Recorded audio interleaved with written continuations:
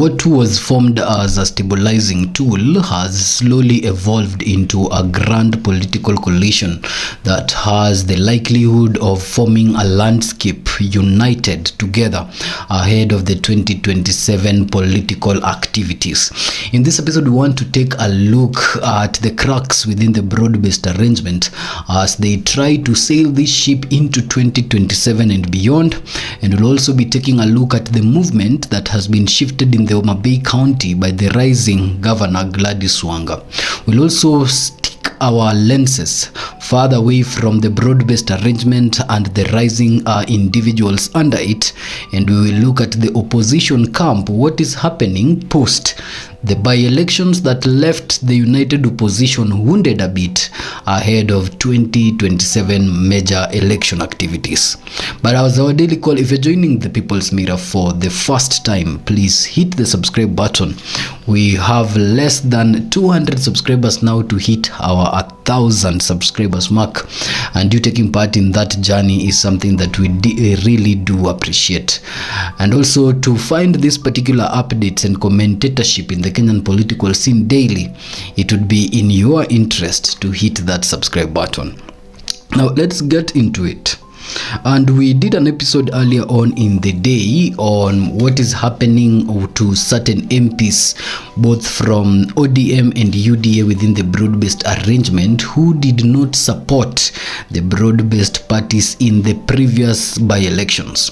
Now, in this particular episode, we want to look at the cracks within and also the movement that are also being done politically within the broad-based arrangement to sustain it into 2027 and also to even sustain it beyond 2027. And then later on, we'll take a look at certain individuals that are also being mentioned now as individuals who are having sleepless nights ahead of 2027 because they are all salivating for the Deputy Presidency position. And then we will finish it with the rejuvenating camp of the united opposition and what's going on within their own spectrum as they recover from the injury of these by-elections ahead of the 2027 major elections. Now, after the by-elections, it now looks like the Ruto-Raila Reform Pact has now evolved from just a stabilizing tool into a grand coalition. In their celebration of the areas that they scooped together in the previous by-elections, neither ODM nor UDA were single-handedly celebrating areas where they had won, but they were tallying all their wins together as 18 out of 24, with 18 going to the broad-based arrangement. So it looks from the statements that have since been made, including by the Secretary General of the UDA party, Omar Hassan, that they have an idea that this broad-based arrangement is what the people need moving forward. Mr. Junet Mohamed now says that this broad-based arrangement needs to be turned into a coalition for enforcement of certain reforms that they were calling for at first. However, while they are calling for this, they also silent cracks and voices within this particular arrangement that feels like it's not fit to be the vehicle within which they will rally head into 2027.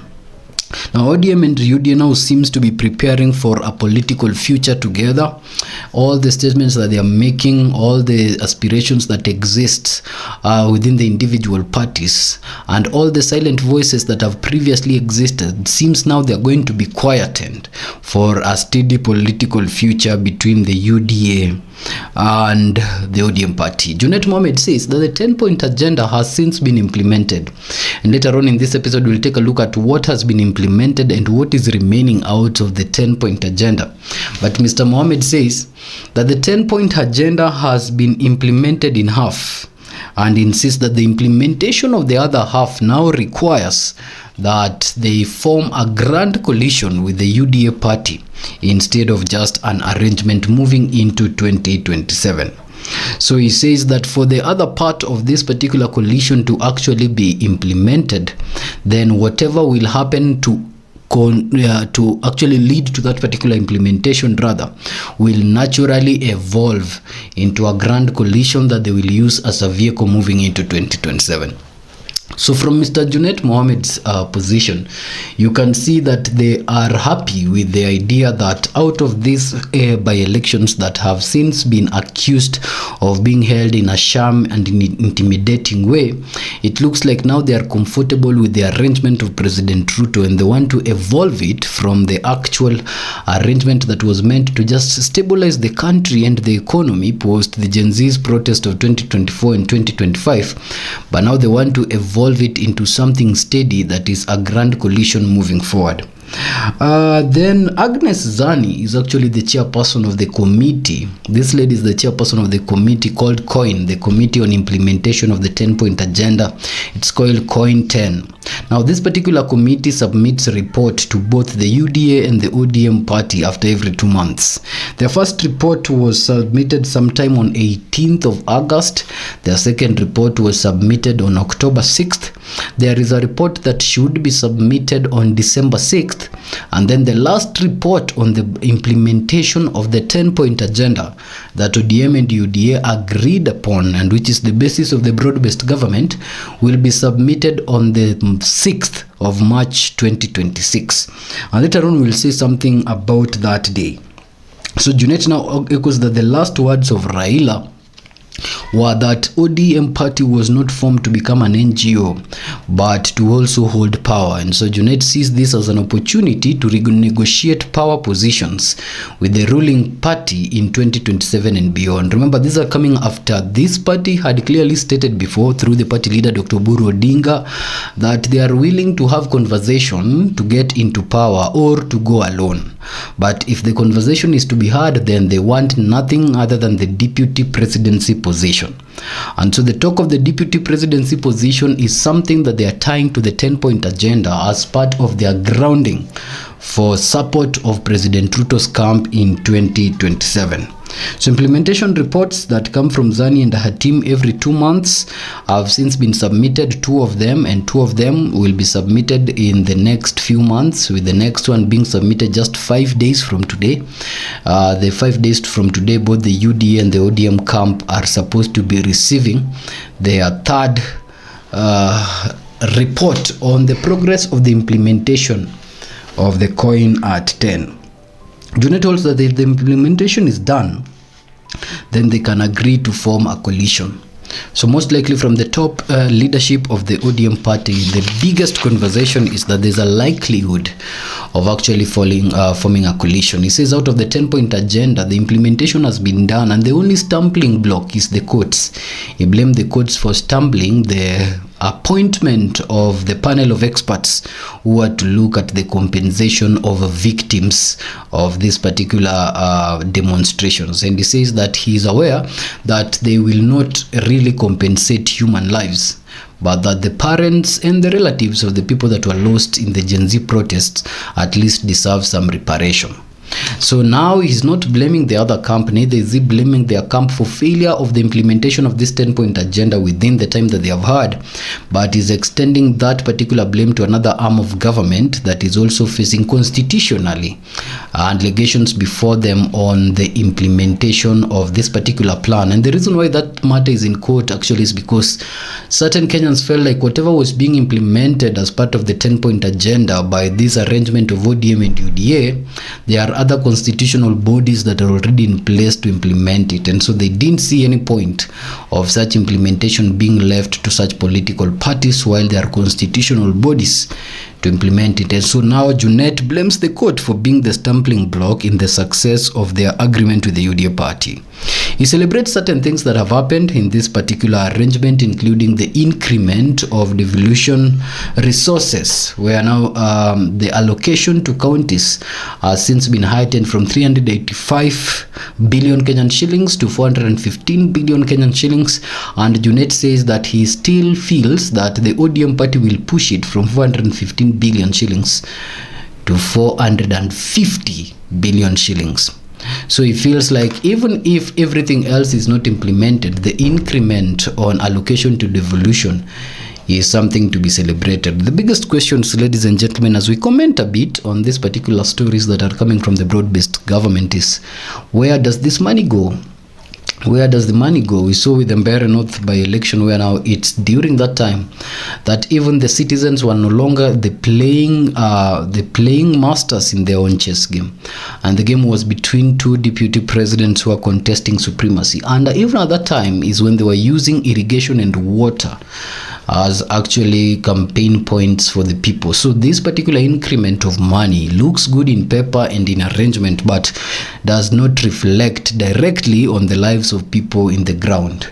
A reflection really of our dream of becoming, a Singapore, a Malaysia, or a Japan in 2030. We are 5 years short of the vision 2030, and out of the 44 flag points, only 5 have since been implemented. Things like Kulalu, which were actually irrigation schemes, have been stopped. And even if ICT has penetrated classrooms and ICT now is being used in government services, everything else looks like a decoration ahead of 2030, but the real aim of the life of the citizens of Kenya has not changed. So the same is really with devolution. These things, increment of money and resources, where does the money go? Does it really reflect on the ordinary life of the people? Or do we have to wait for by-elections for the people to actually have a touch or a feel of what the government does?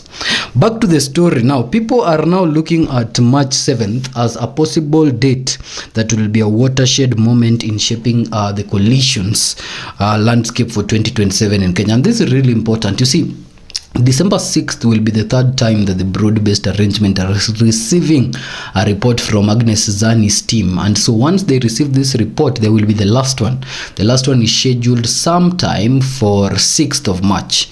And people feel like by that time, if the 10-point agenda will have been implemented in entirety, then ODM and UDA will form a basic coalition to move into 2027 together. That is going to happen.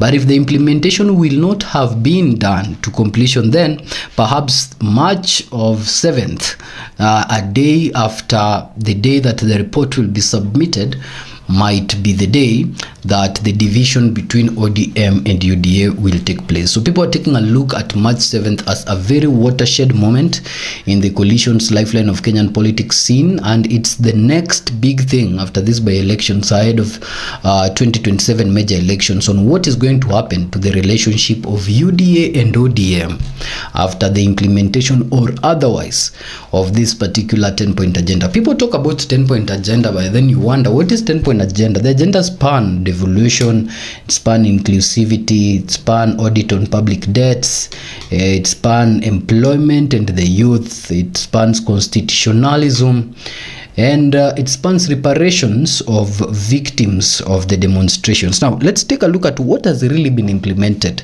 from the statements, other than the 415 billion increment to devolution now as a result of an increment from 385 billion, and the possible increment from between the 415 billion to another 450 billion. There are other things that, according to the reports of Agnes Zani and Mr. Bigambo, who is the vice of that committee, feels like has since been implemented since UDA and ODM through Ruto and Raila got into this pact.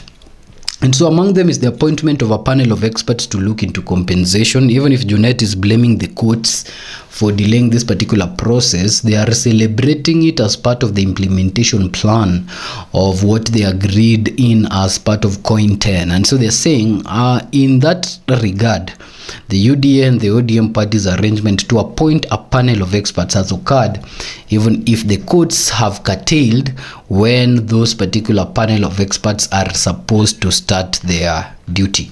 This is the panel where Faith Odhiambo, the LSK chairperson, was appointed to vice chair, and shortly a few weeks later she tendered her resignation after this matter went to court. And so we are still yet to hear from the courts whether or not this panel will look at the issue of the protests in 2024. Politics also plays a very interesting game. Sometimes a political leader can introduce a concept that he knows will be beaten by the courts for the sake of it to look good for the political electorates and extend that blame to the courts. There's a president in Kenya who is known for doing this, where whenever he wanted to pass something illegal, he'd put someone from the legal sector in the panel.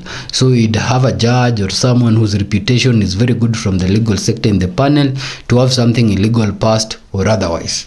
So that when they are questioned, then the judge has to contest that against, the doctrines of judiciary. So it's most likely, if you want to look good for the people, pronounce something that you know very well will not pass because the courts exist, then challenge that particular court decision, look good, transfer the blame to the courts, and the people will see that you have actually at least done something. So that's how it looks with the appointment of the panel of experts.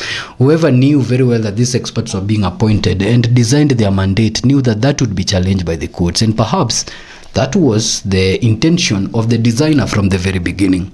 Then there is the passage of the IBC Act of 2024. IBC has been a very sensitive issue between the ODM and the ruling party. Every time ahead of every elections, there's always been a question on who is going to be the referee and how is it composed and when are they composed. So previously there was desire and talks to actually have an IBC composed, and so it seems that the composition of the IBC and the implementation of the IBC Act of 2024, which is the full constitution of the IBC, came as a result of this agreement. Then there's the talk of stabilization of production cost and commodity of prices. Of course, this was one of the things that they want done for some time now. The prices of fuel and dung have not been shifting the way they have been shifting before, and so they are celebrating this as part of the fruits that has come out of the broad-based arrangement. Then there is the aspect of assent to the Persons with Disabilities Act, additional allocation to counties, signing of the Conflict of Interest Act, adoption of e-procurement to curb graft, and such like things. So from the look of it, ladies and gentlemen, this particular implementation has been done somehow from the report that is coming from Agnes Zani. And so in the next reports in 5 days, we will know what else has been implemented from this arrangement and what is remaining that has not been implemented yet. But on other stories, there is now tension between who will be the vice president in 2027. Remember, from the ODM party camp, the desire is one. The only thing that they are saying they will negotiate in the table come 2027 is the deputy presidency position or the top seat. And even after Cherigei said that this is not a position they will give ODM still now positions itself strongly within this broad-based arrangement to actually ask for that seat more confidently than before, now that they had celebrated a win of 18 out of 24 in the by-election.